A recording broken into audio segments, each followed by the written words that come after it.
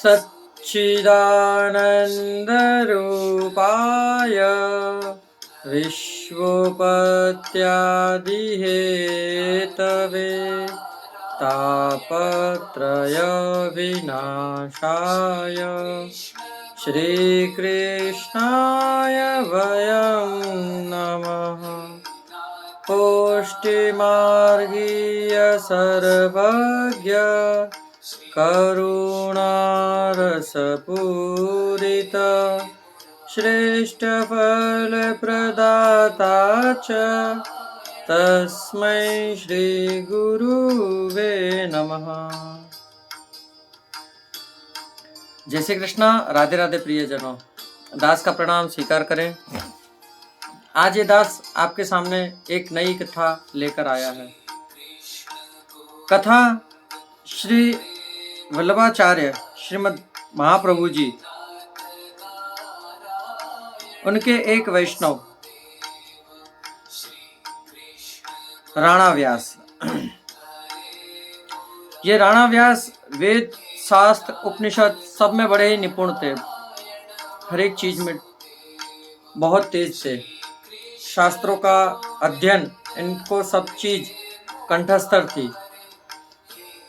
ये अपने घर का गुजर जगह जगह शास्त्र प्रचार करके, या जिस जिस गांव में जो जो और कथावाचक या शास्त्री जी हैं उनके साथ वेदों का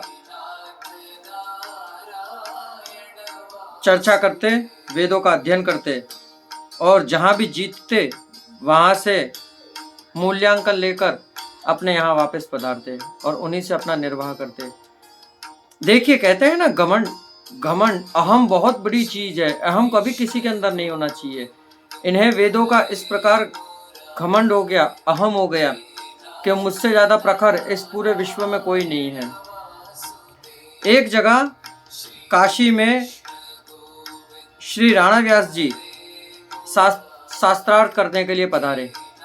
वहां पर ये शास्त्र में हार गए। अब हार गए तो क्या करे, हार गए तो वहां से चुपचाप आ गए, मुंह नीचा करके, क्योंकि अब तक तो जीतते। अहम कहते हैं ना, ज्ञान का अहंकार हर किसी को होता है, और ये गलत बात है। ज्ञान का अहंकार कभी नहीं करना चाहिए।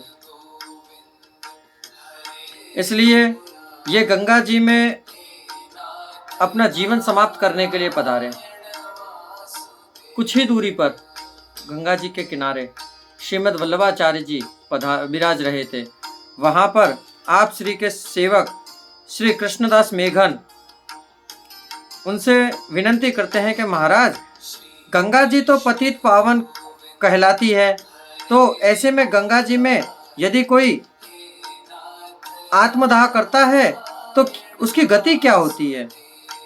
तब अखंड भूमंडलाचार्य जगत गुरु श्रीमद् वल्लभाचार्य जी ने बहुत सुंदर आज्ञा करी कि गंगा जी पतित को पावन करने वाली है, फिर भी यदि कोई गंगा जी में आपघात करता है तो 7 जन्मों तक नरक की यातना भोगता है। अब आप समझेंगे 7 जन्म यानी कि 84 लाख मिले तो उसमें से 7 जन्म आप उसमें, नहीं, गलत। 84 लाख योनि भटकने के बाद तो एक मनुष्य जन्म प्राप्त होता है। उसी प्रकार आपको 84 के 7 जन्म व्यतीत करने पड़ेंगे, और उसी प्रकार आप 7 जन्मों तक वहीं पड़े रहेंगे। तो विचार करिए, 84 लाख योनि, सिर्फ 84 लाख ही गिन लीजिए आप। 84 लाख योनि तो किस प्रकार कैसा भोगने में आएगा। 84 लाख ये, और फिर 84 दूसरे, और फिर 84 तीसरे, और फिर 84 चौथे, और फिर 84 पांचवें, और फिर 84 छठे, और फिर 84 सातवें। इस प्रकार 7 जन्मों तक नरक की यातना करनी पड़ती है यदि कोई मनुष्य आपघात करता है तो। तब क्या करे। वहां दूर बैठे राणा व्यास जी ये सब चर्चा सुन रहे थे।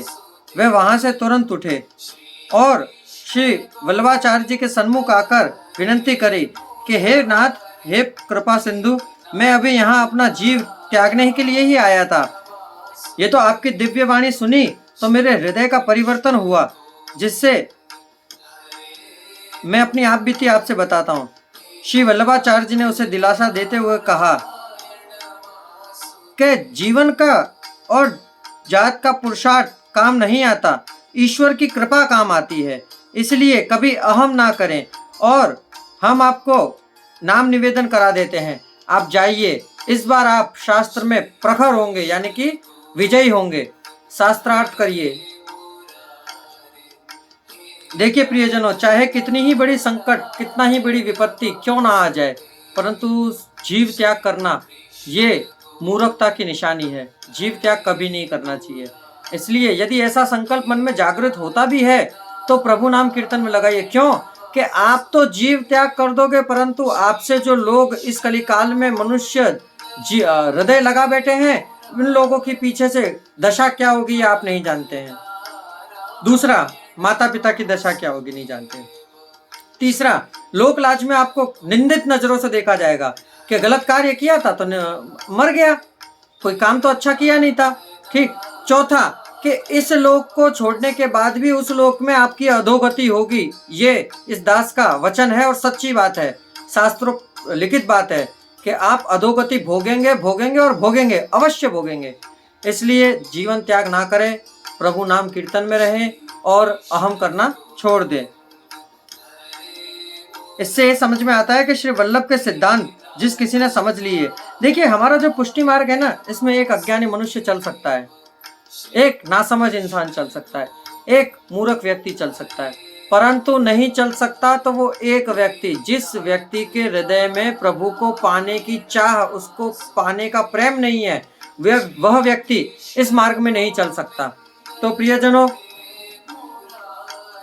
प्रेम सदा सबसे प्रेम करिए और सदा सबके संग रहिए। जय श्री कृष्णा, राधे राधे। दास का प्रणाम स्वीकार करें। और इस दास के चैनल को यदि आपको ये सत्संग कथा अच्छी लग रही हो तो ये दास आपसे दो हाथ जोड़कर नम्र विनंती करता है कि दास के चैनल को सब्सक्राइब करें और कमेंट बॉक्स में कुछ और नहीं, सिर्फ राधे राधे अवश्य लिखें। जय श्री कृष्णा, राधे राधे।